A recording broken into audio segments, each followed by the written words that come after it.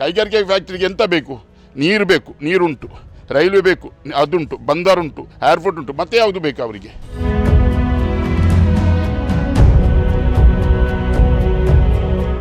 ಜನಗಳು ಇತ್ಯದ ಎಜುಕೇಶನ್ ಜನಗಳು ಈ ಉಡ್ಡೆಗಾಡು ಕೃಷಿ ಮಾಡ್ತದೆ ಬೆಂಪಿನಗಳು ಏರ್ಲೈತೆ ಅಂಚಾದ ಎಂಗಳಿಗೆ ಕಂಪನಿ ಬರ್ತೀನಿ ಅಂತೆ ಎಲ್ಲರೂ 3% ಕಂಪನಿ ಬರ್ತೀನಿ ಅಂತೆ.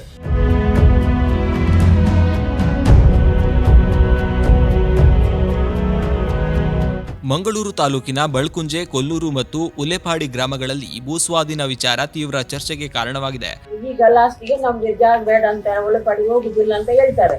ನಾವು ಎಲ್ಲಿ ಹೋಗ್ಬೇಕು? ನಮ್ಗೆ ಏನು ಇಂಪ್ರೂವ್ಮೆಂಟ್ ಮಾಡ್ಲಿಕ್ಕಿಲ್ಲ. ನಮ್ಮ ಮನೆ ಸಹ ಬಿಡ್ಲಿಕ್ಕೆ ಆಗಿದೆ. ನಾವು ಇದು ಸಹ ತಲ್ಪಾರ ಎಲ್ಲ ಹಾಕಿ ನಾವು ಒಂದು ವರ್ಷ ಹೇಗೆ ಮಳೆಗಾಲದಲ್ಲಿ ನಾವು ಇದು ಮಾಡಿದೆ. ಈ ಸಲ ನಮ್ಗೆ ಎಂತ ಮಾಡ್ಲಿಕ್ಕೆ ಉಪಾಯ ಇಲ್ಲ. ನಾವು ಎಲ್ಲ ಕಡೆ ಮನೆಯಲ್ಲಿ ಇರುವುದು, ಎಂತ ಮಾಡುವುದು? 4 ವರ್ಷಗಳ ಹಿಂದೆ ಕೈಗಾರಿಕಾ ಪ್ರದೇಶಕ್ಕಾಗಿ ಸುಮಾರು 1091 ಎಕರೆ ಭೂಮಿಗೆ KIADB ನೋಟಿಸ್ ನೀಡಲಾಗಿತ್ತು. ಆದರೆ ಈಗ ಸರ್ಕಾರಕ್ಕೆ ಕೇವಲ 300 ಎಕರೆ ಭೂಮಿ ಮಾತ್ರ ಸಾಕು ಎಂಬ ಮಾಹಿತಿ ಹೊರಬಿದ್ದಿದೆ. ಇದರಿಂದಾಗಿ ಉಲೆಪಾಡಿ ಭಾಗದ ಗ್ರಾಮಸ್ಥರು ಗೊಂದಲದಲ್ಲಿದ್ದಾರೆ. ಒಂದು ಹಾಸ್ಪಿಟ್ಲಿಗೆ ಹೋಗುವ ಅಂದ್ರೆ ಏನೂ ಇಲ್ಲ, ಇಲ್ಲಿ ಹೋಗುವ ಅಂದ್ರೆ ಒಂದು ಹಾಸ್ಪಿಟಲ್ ಸರಿ ಇಲ್ಲ, ಹೋಗ್ಬೇಕು ನಾವು ಮ್ಯಾಂಗ್ಳೂರಿಗೆ. ಆದ್ರೆ ರಾಜಕಾರಣಿ ಇವತ್ರ ಹೋಗುವಾಗ ಇವರು ಹೇಳುದು, KDBಗೆ ಹೋಗಿ ಇವರು ಹೇಳುದು ಈಗ ಆಗ್ತದೆ, ನಾಳೆ ಆಗ್ತದೆ.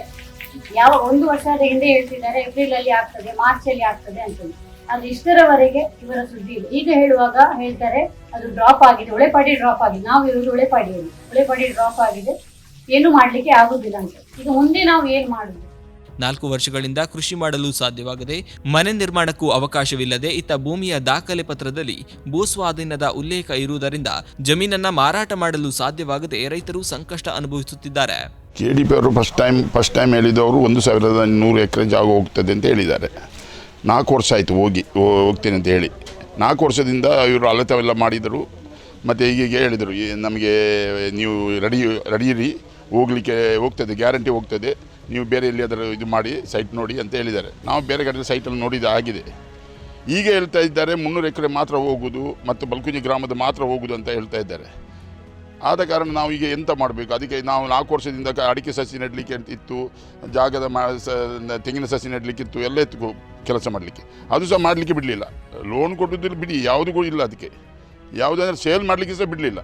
ಅದಕ್ಕೋಸ್ಕರ ನಾವು ಈಗ 100% ನಾವು ಹೋರಾಟ ಮಾಡ್ತೇವೆ. ಯಾಕೆಂದರೆ ಅದು 4 ವರ್ಷದ ಪರ್ಯಾಯ ನಮಗೆ ಕೊಡಬೇಕು. ಇದು ಸಮತಟ್ಟಾದ ಜಾಗ ಅಲ್ಲ, ಇದು ಇದಕ್ಕೆ ಕೈಗಾರಿಕೆ ಫ್ಯಾಕ್ಟ್ರಿಗೆ ಸರಿಯಲ್ಲ ಜಾಗ ಅಂತ. ಕೈಗಾರಿಕೆ ಫ್ಯಾಕ್ಟ್ರಿಗೆ ಎಂತ ಬೇಕು? ನೀರು ಬೇಕು, ನೀರುಂಟು.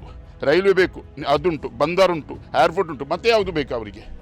ಈಗ ಭೂಮಿ ಬೇಡ ಎಂಬ ಸರ್ಕಾರದ ನಿರ್ಧಾರ ಸ್ಥಳೀಯರ ಆಕ್ರೋಶಕ್ಕೆ ಕಾರಣವಾಗಿದೆ. ಗ್ರಾಮಸ್ಥರು ಈಗ ನ್ಯಾಯಯುತ ಪರಿಹಾರವನ್ನ ಆಗ್ರಹಿಸುತ್ತಿದ್ದಾರೆ.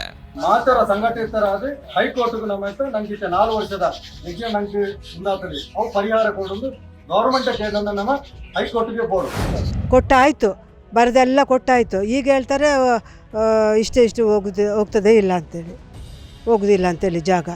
ಅದು ಹೇಗೆ ಆಗ್ತದೆ? ನಾನು ಒಳ್ಳೆ ರೇಟ್ ಕೊಟ್ಟರೆ ನಾನು ಕೊಡ್ತೇನೆ ಅಂತ ಹೇಳಿದ್ದೇನೆ. ಅದಕ್ಕೆ ಮೇಡಮ್ ಆಯಿತು, ನಿಮಗೆ ಮುಂದೆ ಒಂದು 3 ತಿಂಗಳು ನಾನು ಇನ್ಫಾರ್ಮೇಷನ್ ಕೊಡ್ತೇನೆ ಹೇಳಿದ್ದು. 3 ತಿಂಗಳು ಬಿಟ್ಟು ಹೋಗ್ತದೆ ಅಂತಲೇ ಹೇಳ್ತಾ ಇದ್ದಾರೆ. ಇವತ್ತಿನವರೆಗೂ ಹೋಗ್ತದೆ. ಈಗ ಮೊನ್ನೆ ಪೇಪರಲ್ಲಿ ಬಂತು ಅದು ಹೋಗುವುದಿಲ್ಲ ಉಳ್ಳೆಪಾಡಿ ಅಂತ ಹೇಳಿದರು. ಅದೇ ಏನು ಮಾಡಬೇಕಂದ್ರೆ ನಮಗೆ ಈಗ 4 ವರ್ಷದಿಂದ ಸುಮ್ಮನೆ ಇದ್ದೇವಲ್ಲ, ನಾವು ಕೃಷಿ ಮಾಡ್ತಿದ್ದೇವೆ ಆದರೆ, ಅಥವಾ ಮನೆ ಅದು ಕಟ್ಟಿಸ್ತಿದ್ದೇವೆ, ಅಥವಾ ಜಾಗವನ್ನು ಸೇಲ್ ಅದು ಮಾಡ್ತಿದ್ದೀವಿ. ಯಾವುದೂ ಇಲ್ಲ, ತುಂಬ ನಷ್ಟ ಇದೆ ನಮಗೆ. ಸರ್ಕಾರ ನಮ್ಮನ್ನು ಒಳ್ಳೆಯ ಪರಿಹಾರ ಕೊಡಬೇಕಂತ ಹೇಳ್ತಾ ಇದ್ದೆ.